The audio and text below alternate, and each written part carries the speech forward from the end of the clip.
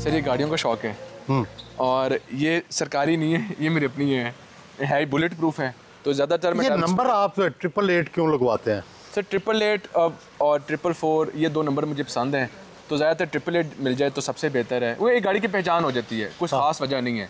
ये फिर मैंने बाद में ली थी लैंड क्रूज़र, ये जो लेटेस्ट मॉडल है। नंबर इसका मैंने 2005 में लिया था एक खोखर वन।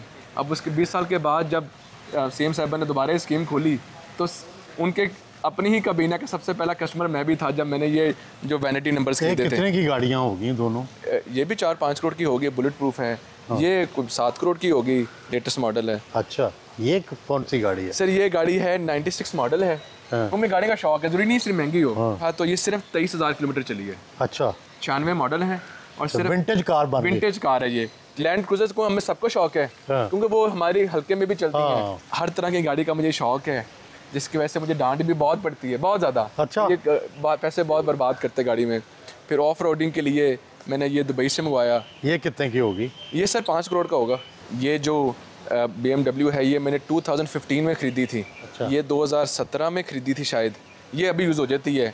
लॉन्ग ड्राइव से मुझे फिर मर्सिडीज़ सबसे पसंद है। अच्छा। ये जब नया मैं पढ़ के आया था तब ख़रीदी थी। अच्छा, तब स्पोर्ट्स 2 सीटर का बहुत शौक होता था, कन्वर्टेबल का। और ये मैंने अभी लिए कुछ महीने हुए हैं, 1 महीना हुआ है, 1.5 महीना हुआ है शायद। Range rover. तो ये जो घर है ये कितना रकबा है और इसमें कितने घर हैं टोटल? सर ये जो घर है ये तकरीबन 100 कनाल इसकी टोटल जगह है। हाँ। एक मेरे तायाबू का घर है, एक मेरे चाचा का घर है और एक हमारा घर है। और ये मेरे भाई का भी घर है कि हमारे रहते भी सभी इकट्ठे हैं और अपने हर एक अपनी प्राइवेसी भी है। तो ये बेसिकली 3 फैमिलीज़ हैं, तायाबू की, वालिद साहब की और चचा की, और पीछे हमारी सिस्टर्स के भी घर हैं। घर से रवाना हुए।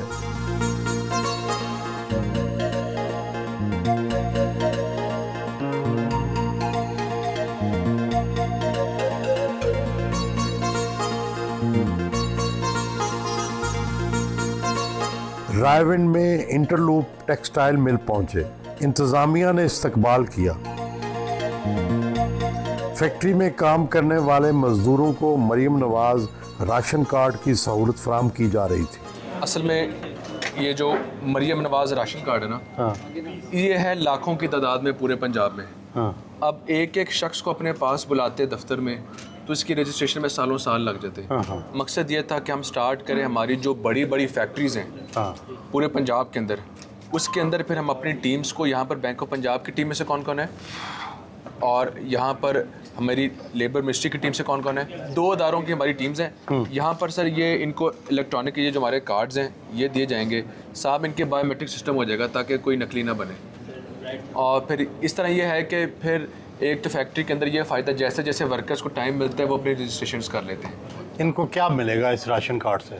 इनको माहाना 3,000 रुपये का सब्सिडी दी जाएगी राशन की सूरत में। उसके अलावा इनको जो लोन्स भी मिल सकते हैं। उसके अलावा जब चीफ मिनिस्टर कोई भी स्कीम का इनाग्रेशन करती है, कोई सोलर पैनल्स का किसी और का, तो इनको भी प्रायोरिटी में रखा जाएगा। उसके अलावा कोई रमज़ान आता है तो उसमें भी प्रायोरिटी में रखा जाएगा। ये जो कार्ड है ना, ये गेटवे है उन तमाम दोस्तों तक पहुंचने का जिनको जो मोस्ट मुस्तहिक लोग हैं पंजाब के। कितने बना रहे हैं आप, कितने लोगों के? सर शुरुआत के लिए 12 लाख से स्टार्ट किया था, लेकिन सीएम साहबा ने ऑलरेडी अब 4-5 लाख मज़ीद ऐड कर दिए। तो तकरीबन 1 साल के बाद हम 17 लाख ख़ानदानों में इंशाल्लाह ताला ये राशन कार्ड पंजाब के अंदर ये तकसीम कर चुके होंगे इंशाल्लाह ताला। राशन मिलेगा कहाँ से? पंजाब की हर तहसील के अंदर तकरीबन 150 से 200 आउटलेट्स जो हमारे जो एग्जिस्टिंग शॉप्स हैं ना, उसके अंदर हमारी ना ये मशीनरी रख दी जाएगी। हम उनके साथ अपने आप को इंटीग्रेट कर लेंगे।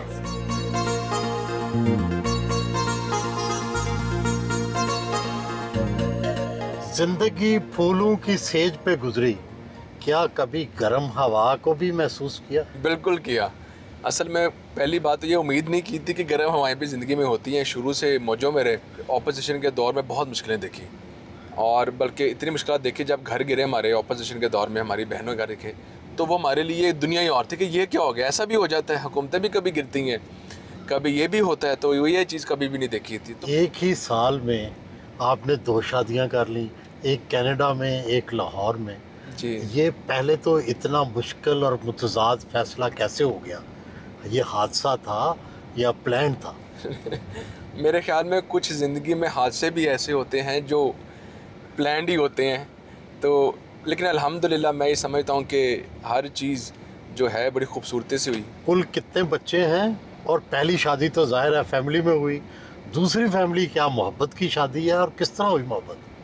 असल बात तो ये है कि मेरे 2 बेटे हैं और 2 बेटियां एक फैमिली से हैं, एक बेटा और 2 बेटियां एक फैमिली से हैं। अल्हम्दुलिल्लाह मेरे टोटल 7 बच्चे हैं अल्हम्दुलिल्लाह। और असल बात यह है कि हमारी शादी जो होती है ज़बरदस्ती की कोई भी नहीं होती, ये जो कहता है झूठ कहता है। यहाँ लोगों के साथ हादसे ऐसे होते हैं, मेरे साथ ऐसा कोई हादसा नहीं हुआ, अल्लाह का शुक्र है। दोनों मर्जी से शादी? दोनों मर्जी से शादी हुई अल्हम्दुलिल्लाह, Allah has been kind with me. जो कनाडा में हुई वो किस तरह से हुई? क्या क्लास फेलो थी? किस तरह मुलाकात हुई? पाकिस्तानी हैं, क्या पसंद आया? जी पाकिस्तानी हैं अल्हम्दुलिल्लाह, और वो भी फैमिलीज़ की रजामंदी के साथ हुई। नहीं, क्या लव एट फर्स्ट साइट थी या बड़ी प्लान थी? लव एट फर्स्ट साइट तो ऐसा कुछ भी नहीं होता। हमें over the period of time, जब आप स्कूल में हों, कॉलेज में हों, तो जब वक्त गुजरता है आपको फैमिली का, ख़ातून का अंदाज़ा हो जाता है, तो ज़ाहिर बात है फिर कि all that comes up to a शादी। बड़ा ज़िंदगी का मुश्किल तरीन इम्तिहान है पाकिस्तान में 2 शादियाँ और फिर उनको चलाना, दोनों बीवियों की लड़ाई, बच्चों का हसद, इससे किस तरह मैनेज करते हैं? सच्ची बात यह है कि मेरी बेगमात के साथ अल्हम्दुलिल्लाह कभी लड़ाई ऐसी नहीं होती, वो मेरी रिस्पेक्ट इतनी करती है, ये मैं ऑनलाइन बात कर रहा हूँ। और आपस में भी उनकी कभी लड़ाई भी नहीं हुई। और दूसरी बात यह है कि मेरे बच्चों को तो दोनों वाइफ अपना बच्चा समझती हैं, क्योंकि दे हैव लिव टुगेदर, क्योंकि बच्चे एक ही घर में सारे ग्रो किए हैं। अच्छा ये बताएं कि इंसाफ किस तरह करते हैं? 2 शादियाँ हो जाएं तो फिर इंसाफ करना मुश्किल हो जाता है, इंसाफ कैसे करते हैं? मैंने कोशिश ये है कि हर चीज़ में मैं बराबरी रखूँ। मैंने कहीं जाना है बैरून मुल्क, तो मैं अगर एक फ़ैमिली के साथ एक वक्त पे जा रहा हूँ, तो फिर मेरा अगला जो बैरून मुल्क का ट्रैवल होता है वो दूसरी फैमिली के साथ होता है। अगर कभी बच्चे ज़िद करें कि उन्होंने भी साथ जाना है, तो बच्चे फिर दूसरी फैमिली के साथ भी जा खाना किधर खाते हैं, इस घर में या उस घर में? इस चीज़ की मेरी बेगमों ने मुझे छूट दी हुई है, मैं खाना जहाँ मर्जी खा लूँ। बल्कि सच्ची बात तो ये है कि खाना ज़्यादातर मैं अपनी अम्मी के साथ खाता हूँ, नाश्ता मैं कहीं पर भी हूँ अपनी अम्मी के साथ खाता हूँ। नहीं, फिर आपने दिन बांटे हुए हैं, इस बीवी के लिए ये दिन है और उस बीवी के लिए दूसरा दिन है? सुहेल साहब मेरे ख्याल में ख़तरे पे ख़तरा डाली जा रहा है, लेकिन ऐसा ही है अल्हम्दुलिल्लाह। मैंने वक्त ऐसे ही तकसीम किया हुआ है, क्योंकि आप इसमें भी तो फिर इंसाफ करना पड़ता है। तो फिर मैं अगर एक घर में होता हूँ तो अगले दिन फिर दूसरे घर में होता हूँ। अच्छा, तो आपके कपड़े कहाँ होते हैं? मेरे कपड़े दोनों जगह होते हैं। जब मैं कपड़े खरीदता हूँ तो जहाँ से मैं कपड़े खरीदता हूँ उनको भी पता है कि अगर मैंने ब्लैक सूट लिए हैं तो मैंने 2 चाहिए, एक उस घर में होगा, एक उस घर में ही होगा। अच्छा, तो और पैसों का हिसाब किताब किस तरह आप बराबर तकसीम करते हैं? अगर मैंने इतने पैसे वहाँ पर ख़र्च किए हैं तो मेरी कोशिश होती है कि उतने पैसे वहाँ पर खर्च हों, लेकिन ज़रूरी नहीं है अगर मैंने एक घर में तोहफ़ा दिया है तो दूसरे घर ने ये नहीं कहना है कि तो तोहफ़ा क्यों दिया है। प्राइवेट हाउसिंग सोसाइटी के मालिक भी हैं। सोसाइटी में जारी तरक्याती काम का जायजा लेने पहुंचे। CEO शेख शुजाउल्लाह खान ने इस्तकबाल किया। पाकिस्तान के अंदर one of the fastest developing society है ये। कितने अरब कमाए? नहीं, काफ़ी अरबों का, करोड़ों का हिसाब मुझे नहीं पता। हमें अपनी टीम से पैसे लेने स्टार्ट है कि अभी हम जो ये आ रहे हैं हम इसको कह रहे हैं कि लगा दें। अच्छा, मज़ेदार बात क्या है, 15-20 अरब तो आएंगे। जितने भी आएंगे, एक सियासी आदमी तो शीशे के घर में। मैं जब अपने वो इलेक्शन कमीशन में गोशवारे जमा कराऊंगा तो मेरे मुखालफों को भी पता चल जाएगा कितने पैसे, तो मेरे पैसे छुपेंगे नहीं आपसे। असल में पैसे से ज़्यादा ना मुझे हाउसिंग स्कीम्स का बहुत शौक था। जैसे मैंने आपको बताया कि ना मुझे क्लीन हाउसिंग, रियल एस्टेट इन पाकिस्तान शौक ही बड़ा है। रियल एस्टेट का मेरे वालिद को शौक था, रियल एस्टेट का मुझे शौक है।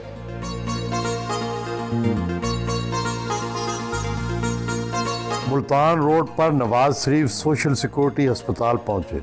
यहाँ पर मरियम नवाज वेलनेस सेंटर भी बनाया जा रहा है।